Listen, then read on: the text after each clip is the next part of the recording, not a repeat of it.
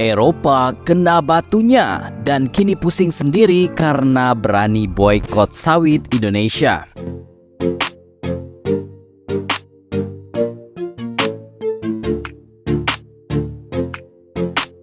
Undang-undang anti-deforestasi Uni Eropa yang menyasar produk sawit Indonesia telah membuat pengusaha di benua biru khawatir dan kebingungan.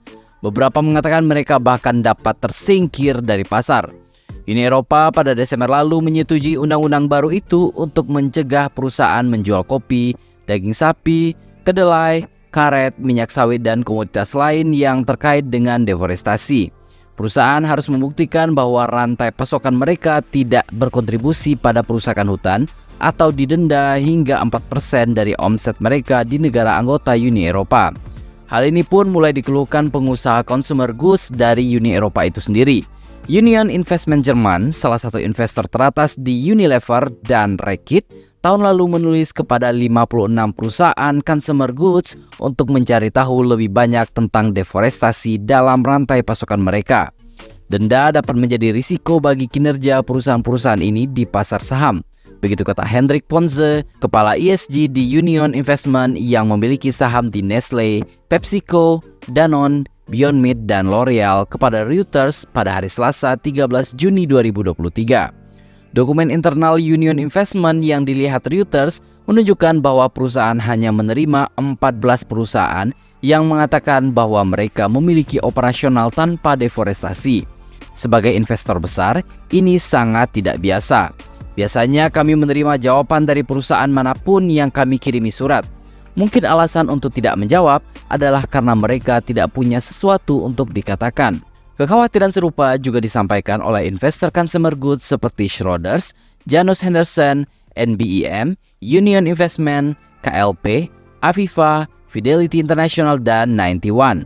Mereka sedang berbicara dengan produsen tentang masalah ini, namun 3 di antaranya mengatakan akan mengidentifikasi emiten consumer goods yang mungkin akan mereka jual. Organisasi Pangan dan Pertanian PBB memperkirakan bahwa 420 juta hektar hutan hilang akibat deforestasi antara tahun 1990 hingga tahun 2020.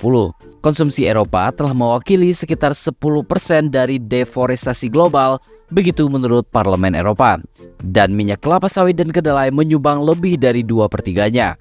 Aturan baru akan mewajibkan perusahaan untuk memberikan formulir uji tuntas elektronik kepada petugas bea cukai yang menunjukkan bahwa rantai pasokan mereka tidak berkontribusi terhadap pengerusakan hutan.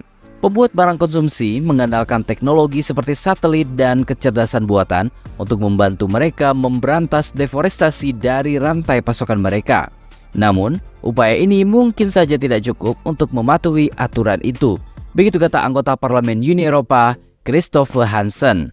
Meski begitu, beberapa perusahaan barang konsumsi besar mengatakan bahwa mereka hampir mencapai target nol deforestasi yang ambisius. Nestle, perusahaan makanan terbesar di dunia, menargetkan sepenuhnya bebas deforestasi untuk kakao dan kopi hanya pada tahun 2025 mendatang. Unilever, pembuat sabun Dove dan es krim Ben & Jerry's, menargetkan rantai pasokan minyak kelapa sawit, kertas dan papan, teh, kedelai dan kakao bebas dari deforestasi pada akhir tahun 2023 ini. Magdi Betato, kepala operasi di 2 anak usaha Nestle, yakni Nescafe dan KitKat, menganggap bahwa kecerdasan buatan dapat mempercepat proses ini. Ia menyebut akan fokus menggarap metode ini. Perlu diketahui, Eropa kerap melakukan serangan terhadap produk minyak sawit khususnya dari Indonesia. Mulai dari Black Campaign atau kampanye hitam lewat produk kemasan, hingga yang terakhir adalah Undang-Undang Deforestasi yang mulai berlaku 16 Mei 2023 yang lalu. Edi menyebut salah satu dari keunggulan minyak sawit Indonesia yang membuat Indonesia memblokirnya adalah minyak ini tidak akan rusak bila digunakan untuk menggoreng sampai dengan 100 derajat Celcius, sehingga hasil gorengan bisa tetap lebih garing. Hal ini berbanding terbalik dengan minyak nabati lainnya yang tidak bisa digunakan untuk menggoreng dengan suhu panas. Kalau minyak sawit tidak akan rusak, sehingga hasil gorengannya bisa tetap crispy ataupun garing. Begitu ujar Edi. Selain itu, Edi menuturkan bahwa minyak sawit juga mengandung beta-karoten yang lebih tinggi dibandingkan dengan minyak nabati lainnya. Alasan mengapa harga minyak sawit bisa jauh lebih murah dibandingkan dengan harga minyak nabati lainnya karena produksi dari tanaman sawit itu sendiri yang lebih ekonomis, efisien, dan produktif dibandingkan dengan tanaman penghasil minyak nabati lainnya apapun. Sebagai contoh, saat ini tanaman sawit rata-rata produksinya bisa menghasilkan 4 ton per hektar per tahun. Sementara tanaman penghasil minyak nabati lainnya seperti rapeseed hanya bisa menghasilkan 900 kg saja per hektar per tahun. Maka dari itu, harga dari minyak goreng sawit kita bisa lebih murah dibandingkan dengan minyak nabati lainnya, di mana tanah yang dipakai pun 1:10 lebih kecil daripada kedelai. Penggunaan lahan sawit jauh lebih kecil dibandingkan minyak nabati lainnya. Mereka kalah bersaing karena minyak sawit kita jauh lebih ekonomis.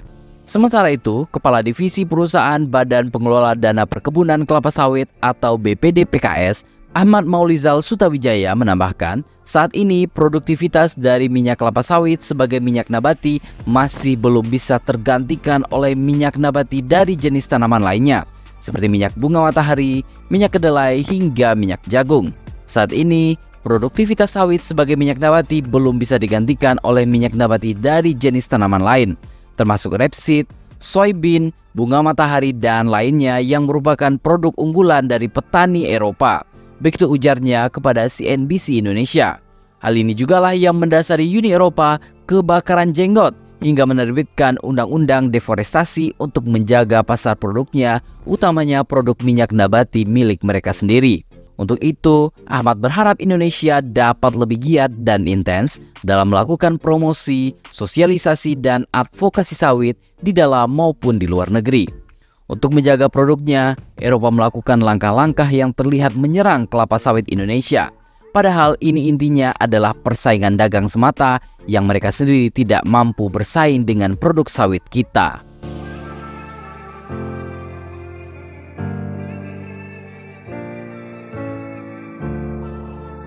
Dari sini kita bisa lihat bahwa sebenarnya dunia sangat membutuhkan kelapa sawit. Tidak ada negara satupun yang tidak butuh sawit karena beragam keunggulan yang dimiliki oleh sawit itu sendiri. Maka kejumawaan Eropa memboikot sawit Indonesia wajar saja mendatangkan malapetaka tersendiri bagi mereka. Mamam tuh, sungguh di luar orbit ya bunda. Jadi bagaimana menurut pendapat Anda?